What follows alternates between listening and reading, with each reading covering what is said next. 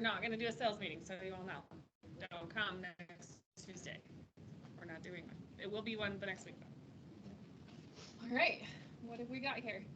Marketing has this awesome new app. It's called Next Available Appointment. So you don't have to wait for Crystal or Stephanie to be available to you for your marketing stuff. If you have something that's not working right or something that just needs to be quickly fixed, you can go on nextavailableappointment.com and book an appointment. And they promise to have someone within 3 hours. So, or you can book it out like a whole month in advance if you want to do it later. So you just go on there. Do you do like a Zoom call? Or how do you do it? I think you can set your preference here for whatever the issue is, and then how do you want to meet to resolve it. I'll go on this side because it's easier for me to see it this way. They're for mostly the main apps that we use in Desk, but they can help you resolve issues with your listing concierge if there's an order problem, your website's not functioning right, something like that. Here's some examples of the things they want you to be able to use the service for, and these are the things they are not. So you want to extend your social media ad in HomeSpotter Boost, which is a listing concierge add-on. Maybe you want help fixing the geo-targeting on that, something like that. You need help with your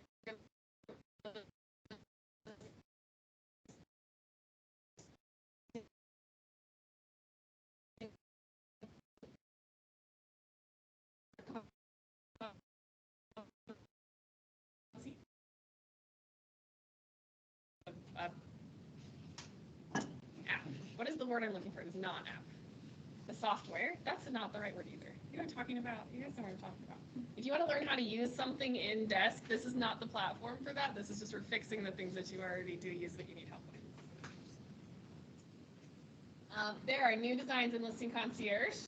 They added global luxury branding recently, and then they just updated both brands for flyers, brochures, postcards, trifold mailers, and social media designs. So you've got new options to choose from if you want to update your branding and marketing in your Listing Concierge orders.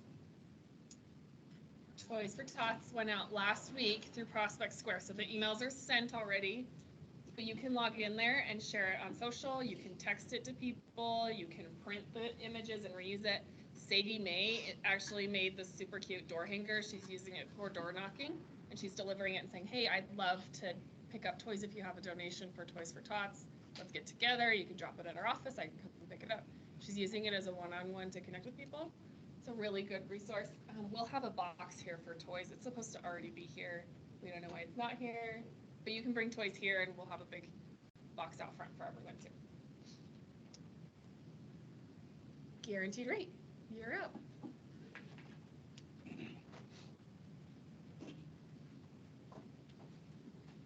Good morning.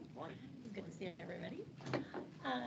Okay, so the wine tasting was awesome. Thank you to everyone that came. It was really, really fun, and we had I think it was a huge success. Right? Yeah, it was a good time. So we are going to plan a red wine party in December, so that everyone can get ready for Christmas. Today we're going to be hosting Sip Tips and social media tips, and that's going to be after class today, or well, after sales meeting today.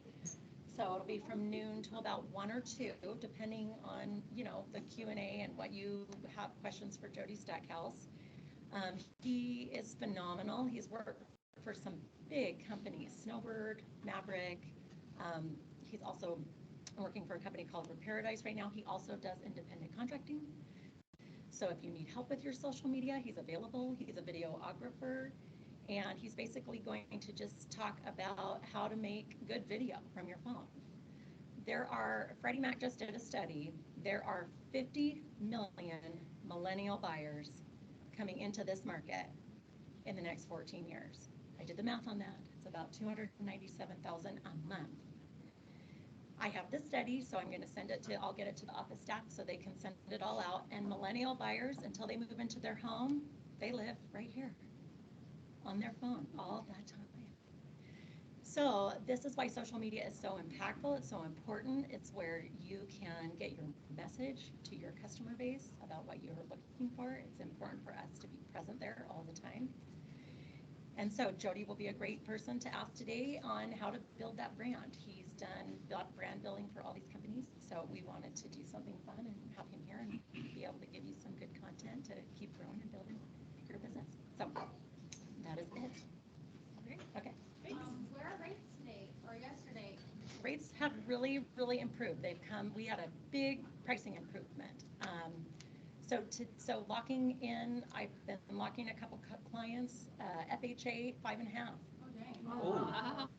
Our FHA, VA, USDA, Govy rates are amazing at guaranteed rate. We don't have a lot of the other margin padding that other companies have. So if you have customers and clients and you're just like, this doesn't really feel like it's a great rate, just ask us. Ask Susan, Christian, I, or Mike, and we are happy to price it out. Give you a competitive quote. I would say that I've been locking most of my conventional stuff at 6.25. I did a couple renegotiations this week down to 6% with the pricing improvements. So also with GRA, if you have a lock and the buyer is still in the process and the rates go down, we can drop the rate. We can renegotiate. So we have that ability. Not a lot of lenders do on their locks. So, you know, we are super grateful for all the opportunities we've been getting, and you know, we just appreciate it, and you know, we're here to help. So, good question. Rates are great. I wanted to know what was happening on Friday. It was definitely in the space, so Yeah. just curious to see if they jumped back up. Monday was good. Yesterday was good. Yesterday and today have still been good. Yeah, so if you have buyers that are out there, we can do a 90-day lock and roll, where even on a pre-approval. So if a buyer's still looking, we can lock it for 90 days, and they get a renegotiate it. Yep, yeah, and renegotiate in the process, even if they're still looking for property. That's a good option. Yeah, it's really good, the lock and roll. I think the thing that I've learned about rates this year is that you can't trust them to stay. So We with just, the volatility of the market, you just lock it, and if it's better, great, take it, and if not, Yeah. okay, good, you got in low. yeah, so we can do that, and that's on our lock and roll program, and it has a 15-day extension post the 90. So it gets you close to 100, like, you know, that 100-day. That's for leads in December, right? Mhm.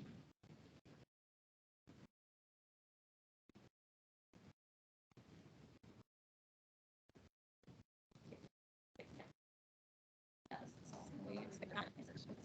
So we got some really good, some good market correction, and that's been helping. That's been really helpful. So, any other questions? No? Right, thanks. Secured land title. We have a doozy for you guys this morning, couple topics. Yeah. I don't want to, good morning, everybody.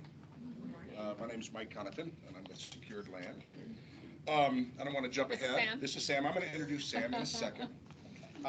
We've talked fraud the last couple of weeks, and it's hit pretty close to home.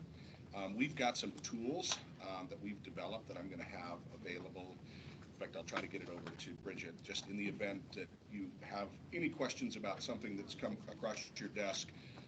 We have some tools that will allow you to kind of uncover if this is a fraudulent deal, so that you can get ahead of it rather than have the funds wired and then realize that something bad happened. But I know Bridget's going to cover off on that. Yes. Yeah, I have it up. Oh, Do you want to talk about it, or do you want to do that first? Well, no. We've seen two in the past 3 weeks in Idaho. We had one in our office in Midvale 2 weeks or 10 days ago, and then this one hit your Park City office where. Yeah, Park City called us, guys. This is our deal. It's fraud, right? Our buyer wired funds to title wired funds to the seller before he realized that property wasn't actually for sale by the real owner. And then the FBI was involved. So we don't even know if they caught his wire before it was delivered to the seller. They're trying to figure it out. So Reagan said that, what? Looking good. How much was the wire? 600,000? Cash buyer on This some land. person had stolen identity. Yeah, so they posed it as was- the owner.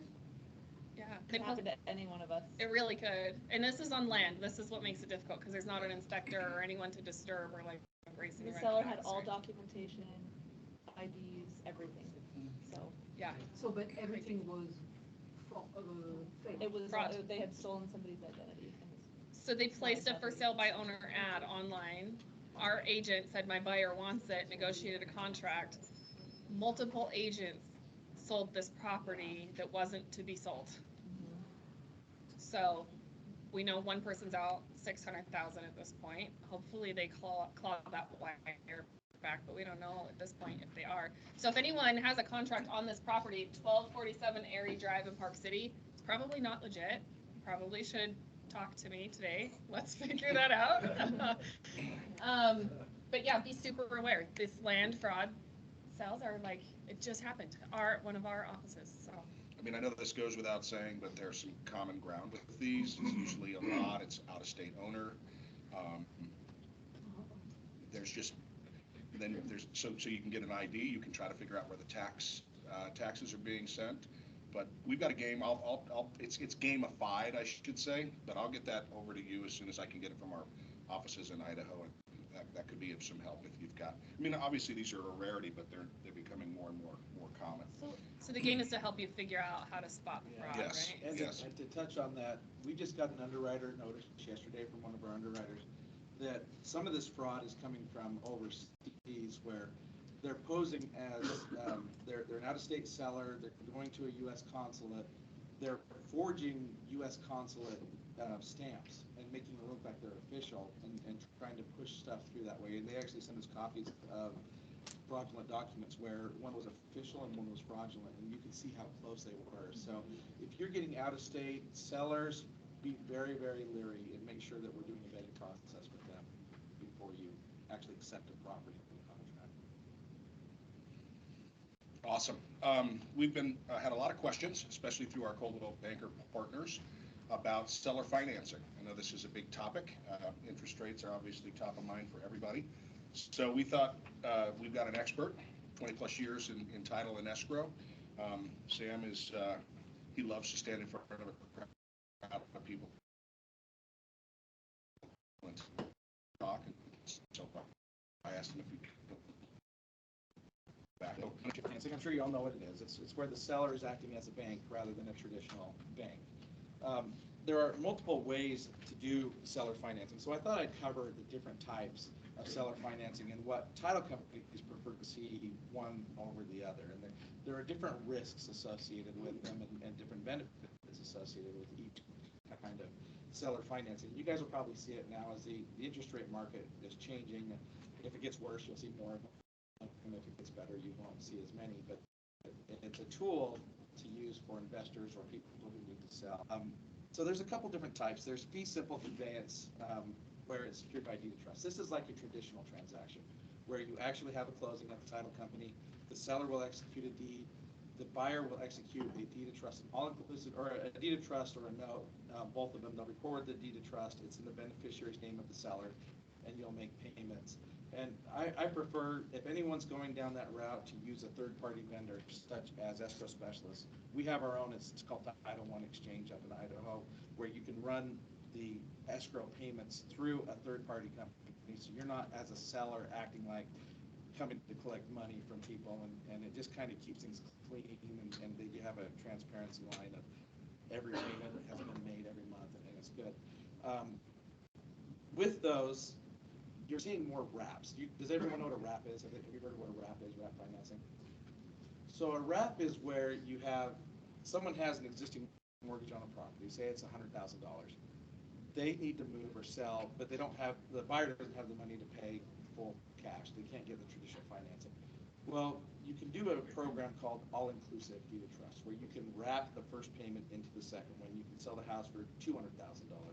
And so there's that spread there. The seller makes difference in between the two, and so a payment still gets paid to the first mortgage lender. You don't pay off the first mortgage, you just get paid every month, and then the seller gets the difference of whatever that is. There are benefits and risks to it. Obviously, if you do that way and it gets conveyed over, and you as a seller don't own that property anymore, so if a buyer defaults, you still owe money on that mortgage, and it can still hit your credit. So it can be an issue. But if you use a third-party service to manage those payments, that can be controlled better. As a buyer, you're making sure that mortgage is paid on the first and everything is getting paid. Another type of financing for seller financing is called contract for deed. Title companies do not like contract for deed. I love them, by the way. Yeah, we can insure them. You can insure the interest of a buyer, and it's rather than a fee simple ownership insured, you insure the interest as the buyer has in the contract. And they can happen multiple ways. If you want to go the insurance route, you have to actually record the contract in the county recorder's office or a memorandum of contract in the county recorder's office, which then makes it an insurable transaction. If not, then a title company cannot handle that transaction. We cannot run funds through escrow, and everything has to be done through an attorney, essentially, to do it. The contract for deed, title stays in the seller's name. Buyer makes payments to the seller, and then once the seller is paid in full, the seller will deed the property to the buyer. Issues can arise with that. For example, if a seller runs into financial trouble, they can get judgments on the property. They can get federal tax liens. There could be creditors coming after them. That buyer's interest is jeopardized because they don't own that property, and so there can be risk associated with it. If a buyer defaults, you have to go through what they call a judicial foreclosure instead of a non-judicial foreclosure. So the differences between the two foreclosures, a judicial means you go through a court, which means time and money. You're paying an attorney, there's a right of redemption period, and so you have a longer process to get someone out of a home. You also have to do evictions on both foreclosures if people are in the homes. A non-judicial foreclosure is where if you have sold the property, you recorded a loan on the property, a deed of trust, you can go through a series of actions of noticing and all of that stuff, and then you can do a foreclosure. They also have what they call a deed in lieu of foreclosure, where a buyer can just give a deed back and say, okay, I'm waiving my interest in this property in exchange for you relieving me this obligation. That can be a risk for a seller. If a buyer runs into financial trouble and they own title to the property, judgments go on the title, federal tax liens can go on the title, and a seller can inherit those liens if they take a deed in lieu of foreclosure. So the bottom line is, if you're going to do a seller financing deal, there's a couple of ways to protect buyer and seller. One would be to have an attorney help prepare the documents, the seller financing documents, talk about all the risks associated with them. Another thing would be to use a third-party service, such as escrow specialists, or we have an in-house company that services. There's several of them out there that will manage those monthly payments. Make sure you have a good working relationship. Seller and buyer have a good working relationship with each other, understand each other, and then obviously title insurance is an important factor too, because you are dealing with people who might have judgments, bankruptcies, federal taxes. You want to make sure that your lien position is secured. You know you're getting a first lien, a second lien, whatever it is. You want to know if there's judgments on the property. And if you have a seller that has already done it, or a buyer that's already done it, and they're running into issues and they have to take the property back, you want to get a title report done to make sure that if you're going to foreclose on something, that can be done. So I know it's kind of brief and it's short, and you can go a whole hour on this stuff, but I wanted to give you guys like a brief summary of potential benefits. There's a lot of benefits. You can save on closing costs, you can have fast closing times, it can be an investment opportunity for a seller. A buyer who normally wouldn't qualify can get into a home. So there's a lot of benefits to it, and especially in our changing environment, it is something to consider, but it's not for every.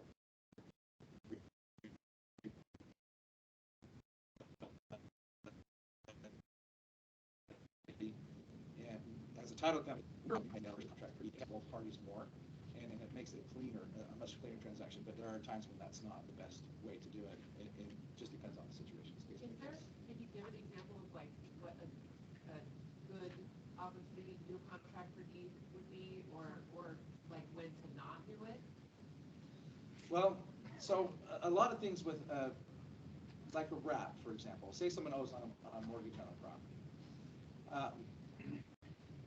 All mortgages, or most all mortgages, have a due on sale clause, where if you sell and you make that notice on record, there's a risk that that first lender could call that note or mortgage due and payable right away. Well, that becomes a problem for both the buyer and seller, because they have to come up with that money really fast, or else someone loses the home.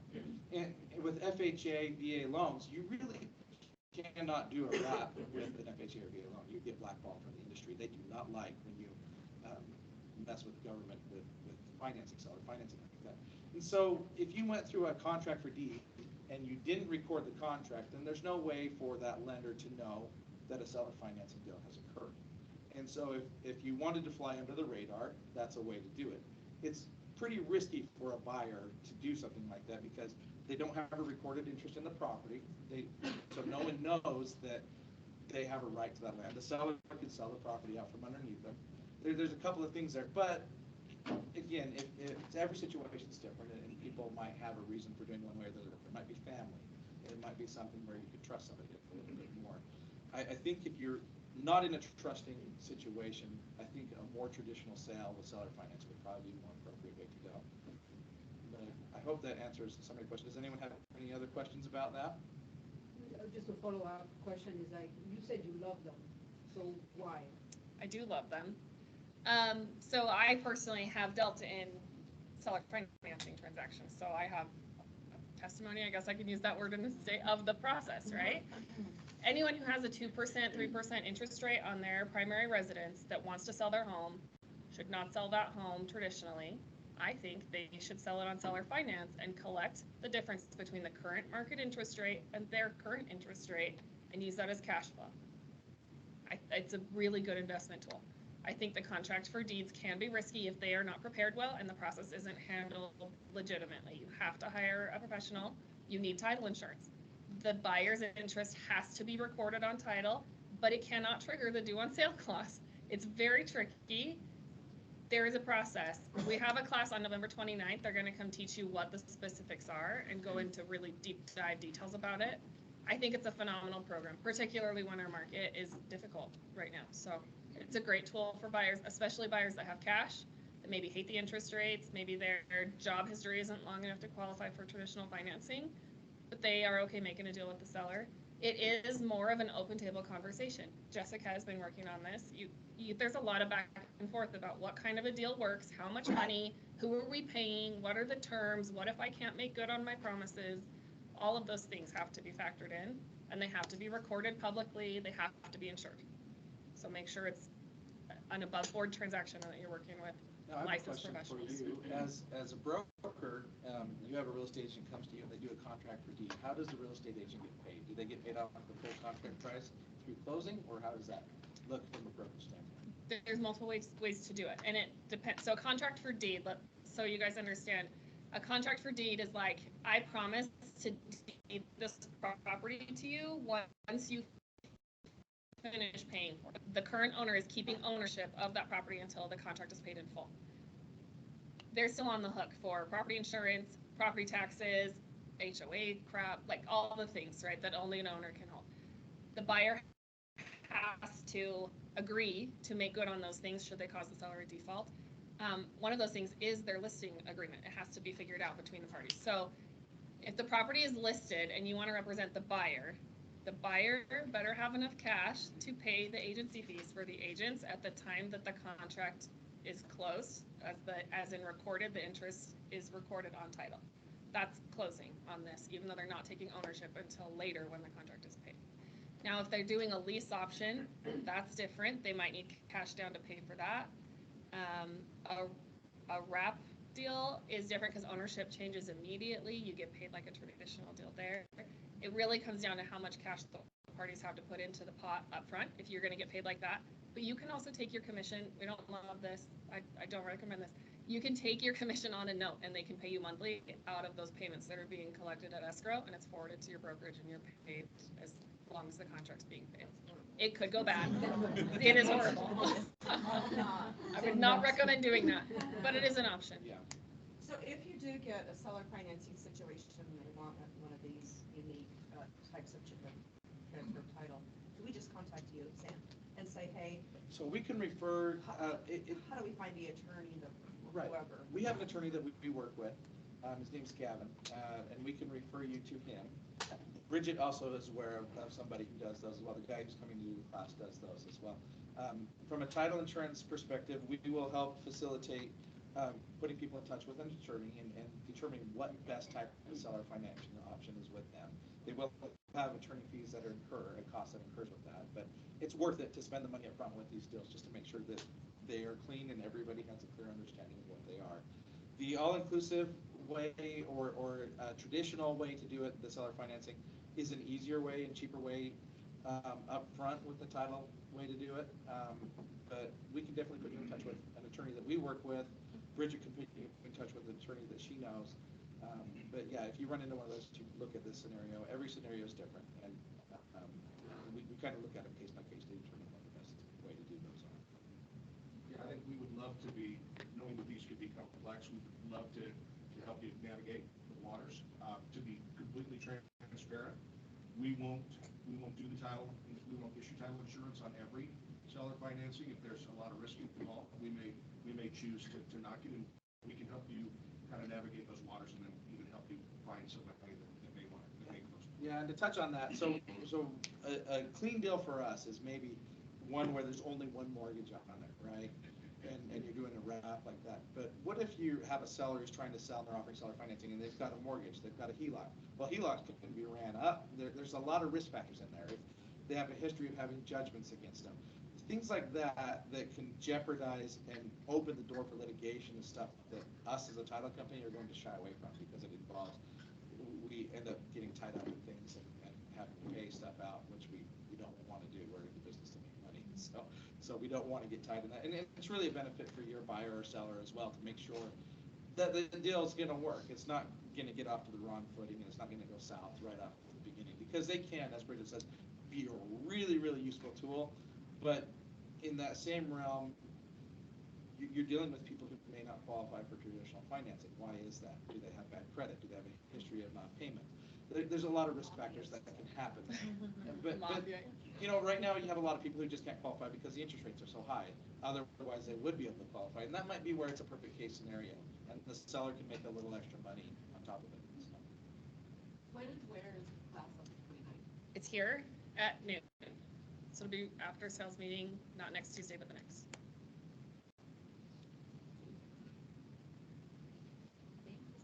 Thanks, Sam. Thank you. All right. Mark is here. We have a new rep from American Home Shield. He's here, so you guys can see his face. We'll welcome you up here to say hi or whatever. Sure, I'll just take a few. It's hard to follow what I was just listening to. Holy cow, what's great information from you folks. I have spoken with a lot of brokers, realtors, agents, and everything is the same theme, is that the market is changing, the market has changed, and get used to it. It's the new normal. One of the things I did read in KSL.com is that 38% of the people in the United States, and they say it holds true for Utah, now own their homes free and clear. 38%. 38%, they said, which was high to me. I thought, holy cow, that seems high, but maybe it's not. I mean, I'm in the baby boomer generation. A lot of folks my age are paying off their houses now. And I will tell you that not too long ago, we helped my son, who was a millennial, get into a house. Now, Guaranteed Rate just spoke about millennials now getting into a house. Does he live on his phone? Absolutely. He doesn't pick up the phone. I have to text him, and I'm his dad. So you might want to look at texting the millennials. But anyway, what I wanted to say is one of the things that we are overlooking as an industry is folks like myself. I don't want to move, but I have a lot of equity in my house. I might want to, and I did help out my son, and I will help out my other son when he's ready to buy as well with some of the equity that I built up in my house because my parents helped me with the same thing.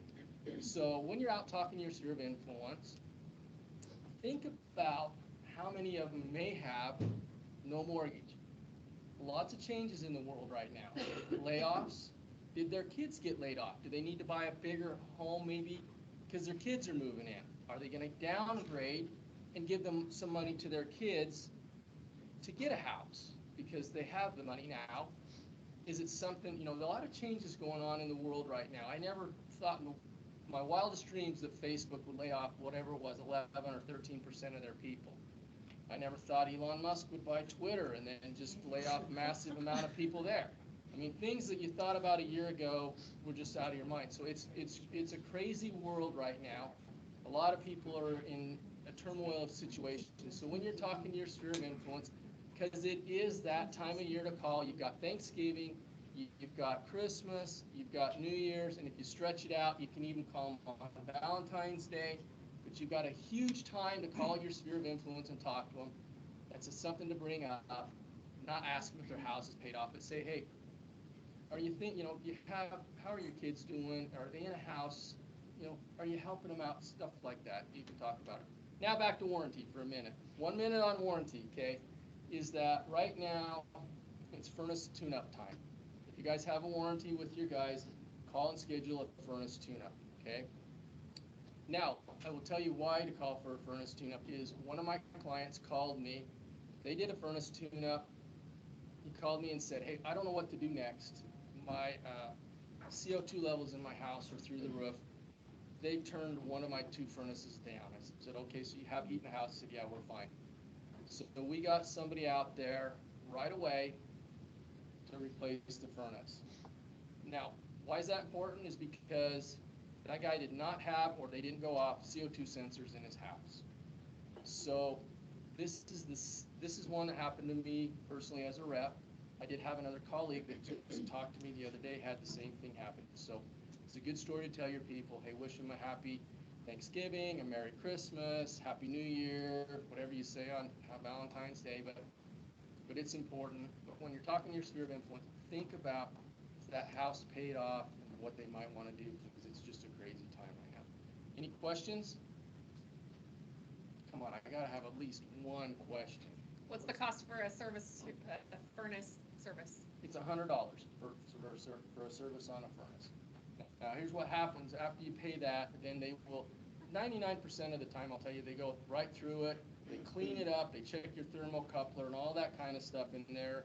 They usually have to do 1 or 2 adjustments on things here and there, and then they're out of there and it's fine.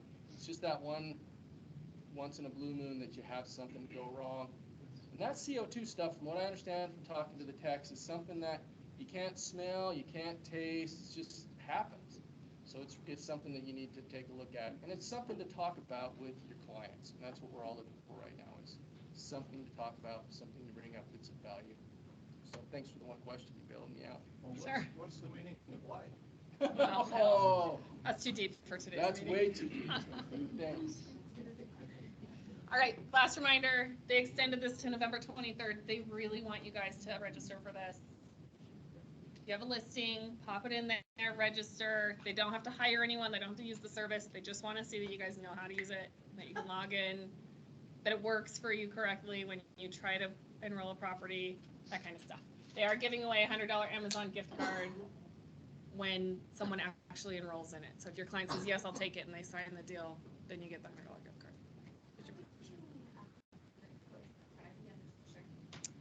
I don't know what that is. Last year, it was one of those things that emailed out to our clients. Okay. I think we're doing Toys for Tots. They did Toys for Tots for Clients for Life this year. But if we want to do something, if we wanted to do something like that as a branch, we definitely could. So we may as well. It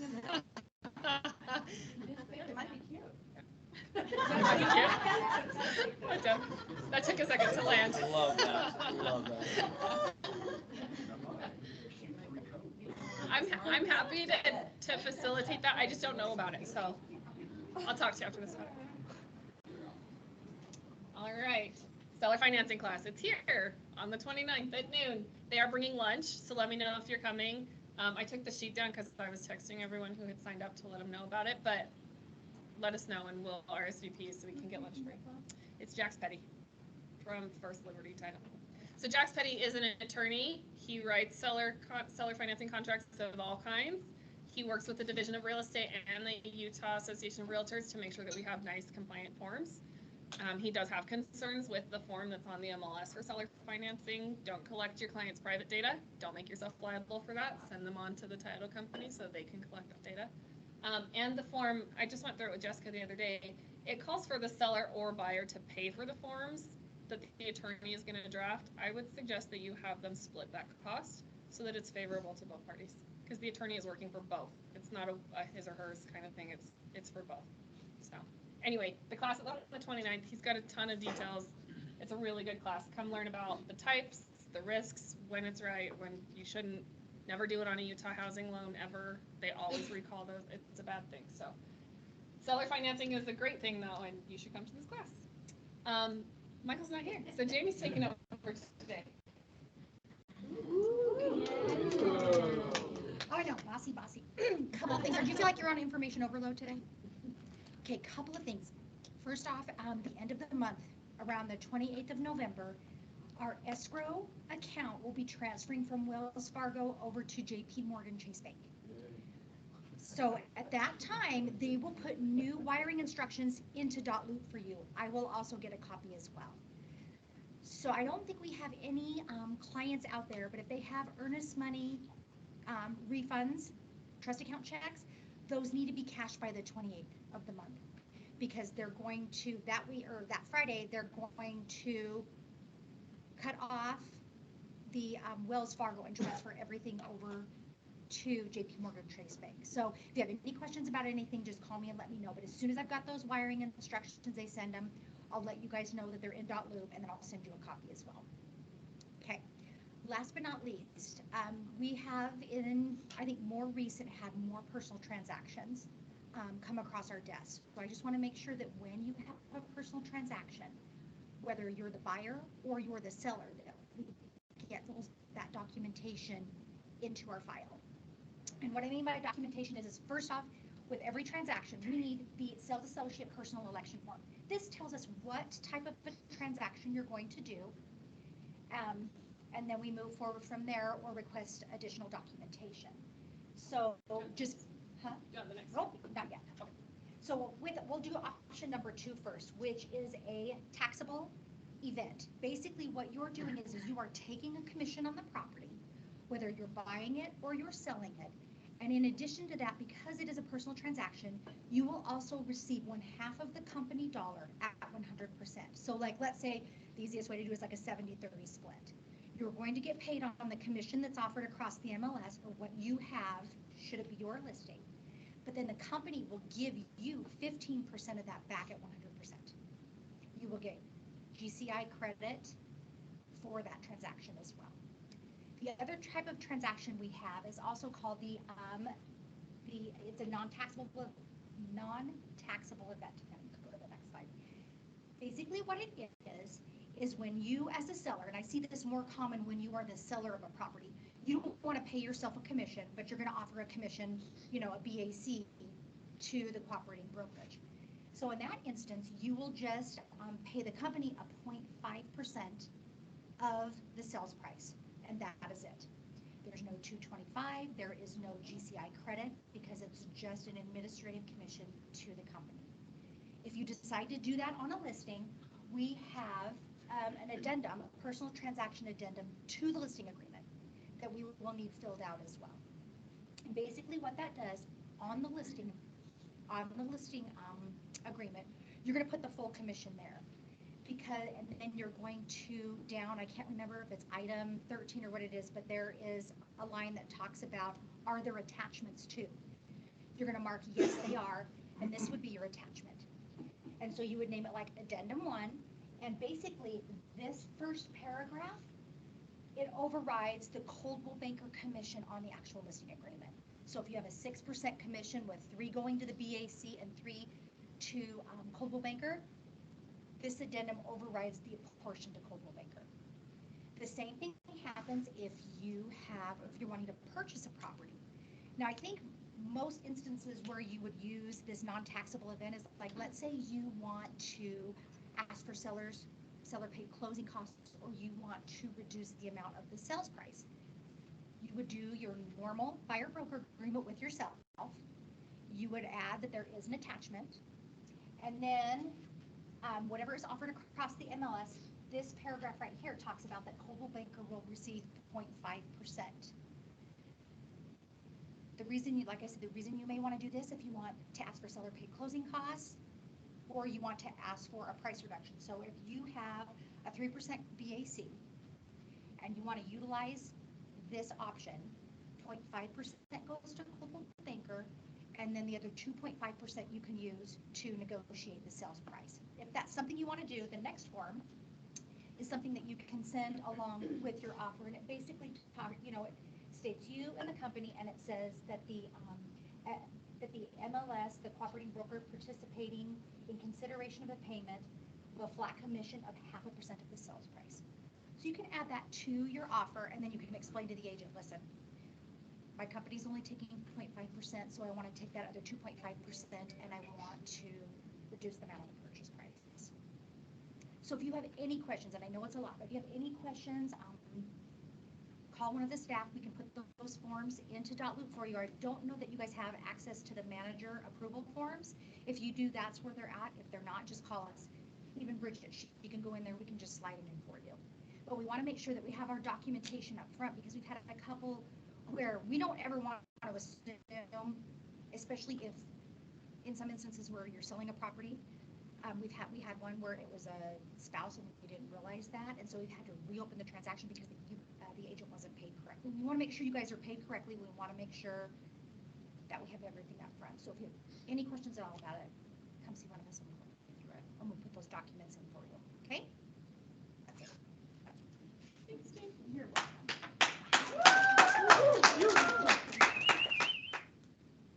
All right, business planning is the class of the month. There is one on CB University, which you can do on your phone or online. There's an app for your phone now if you want to do that.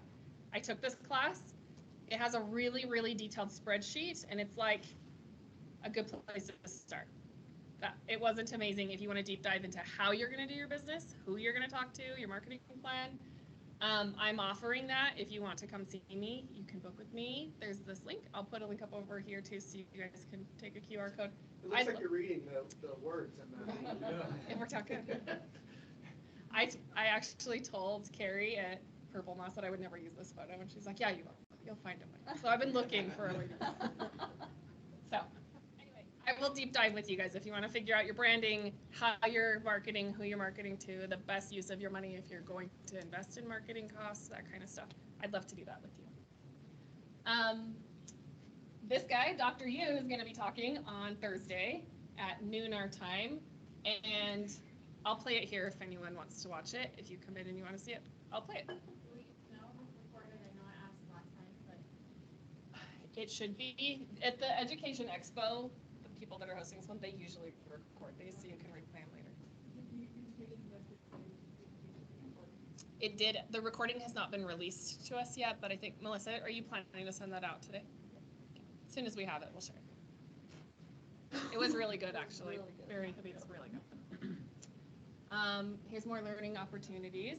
There's all kinds of stuff available in CB University. And Wealth Builder. It is open enrollment time. I know we all do different things with insurance. Some of us have partners or spouses that we rely on. Some of us are on it on our own. This is just a reminder that the open enrollment period is closing December 15th. So if you're shopping for insurance, now is the time to do it. Culture bosses. I want to welcome Jason McMurray here. I kind of announced him before. And we've also got Christina Mooney. She just transferred over to Mooney. Yeah, she came yesterday. I'm not here this morning though. So say hi when you see those people. We're not going to have sales meeting next Tuesday. I'll be cooking with my kids, and Michael won't be back from Mexico yet, so next time. The breakout sessions from Gen Blue are available online to listen to now. Some of them are. These are the ones that are up there now. The secret to the most effective advertising actually is really good. I started listening to that yesterday. So you can log into CBU, and there's a tab on the left that says Gen Blue 2022, and it has all these classes stacked in there. All right, you guys, you ready? Any guesses? Bedroom, bathroom? It's a great photo, by the way. Right? Good one, Margaret. 3 beds, 2 baths. 2 and 2.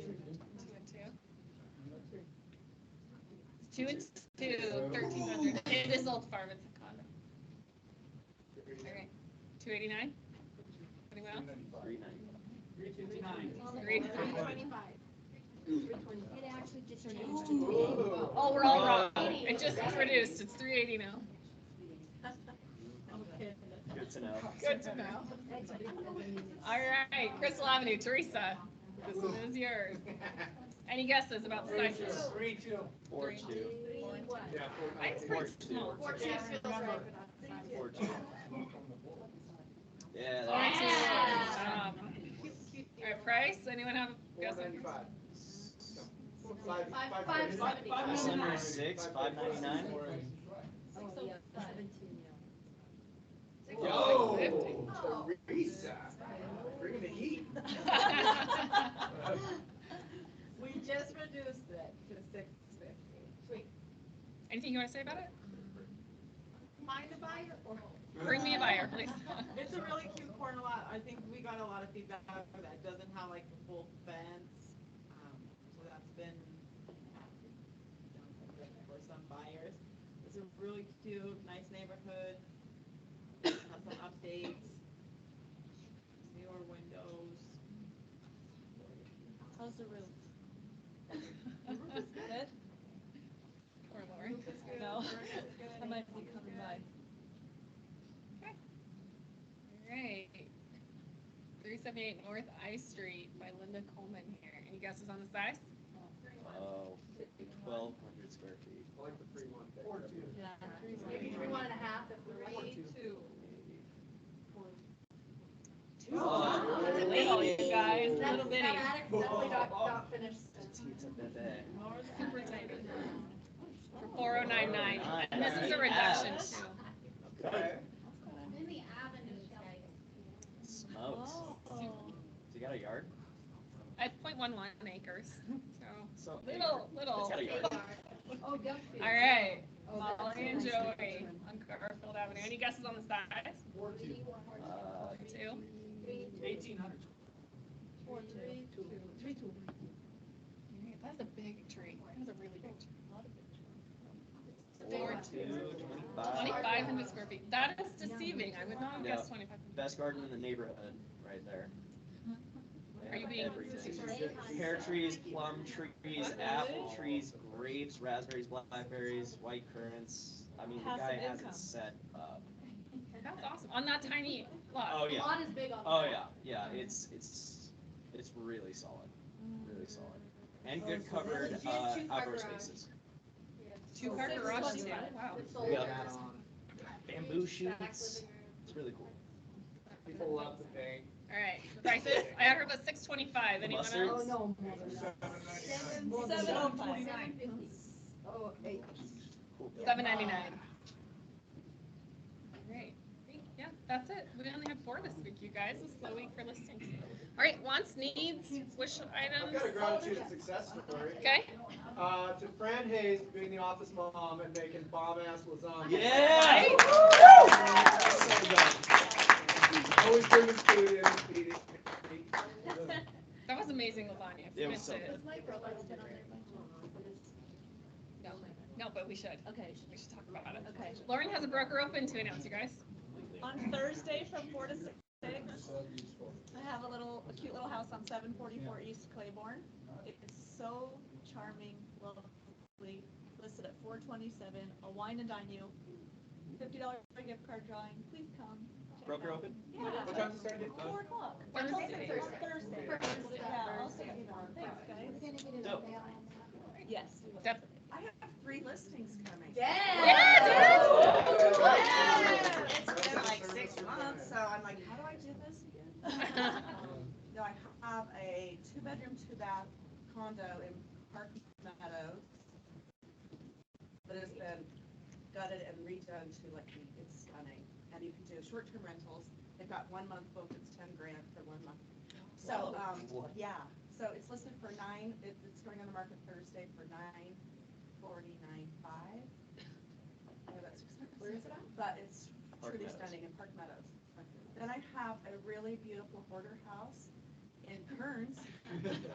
My typical. Your neighbor. Are you gonna door knock? I am out.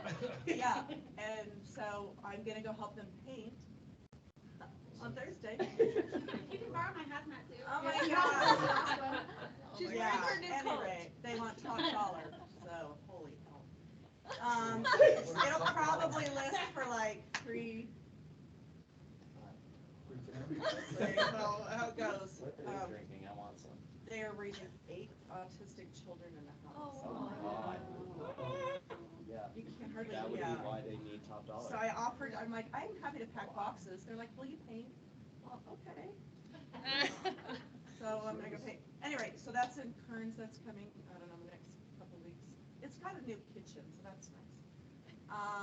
And then I have a condo near the University of Utah on 1300 East and 130 South. Not University, space. And it's 2-bedroom, 1 bath, and they want to list it for that the University Heights one, the red brick one? Yeah. Okay. Yeah, it's really My high. grandma lived there. Oh, Yeah. your grandma? Oh, yeah. Do you know when I went to sell them this place, which was only like a year ago, someone had killed themselves in their room. Oh my It gosh. wasn't her. No. And so we're going to see it, and the ambulances are coming, and people are crying, and I'm Oh, like, no. this is an awesome building, you will love it here. Yeah, so, right, that's it. Yeah, I All sold one. right, good job, Deb. All right, you guys, anything else? Gratitude and success stories, thanks for adding that, Joy, that was good. Thank you for the collages, secured line. We've been missing those. All right. And thank you, Fran, for embarrassing me yesterday and putting a cake out with my face on it. I'm grateful for Melissa. Thank you all for coming. You're grateful for Melissa? Yeah, she's awesome. She's always like, just quick to respond. Back there nodding. Yeah, I'm grateful for Melissa. She's on it. All right, you guys, that's all. We've got sips and dips and social media tips at noon. Stick around if you want to do that.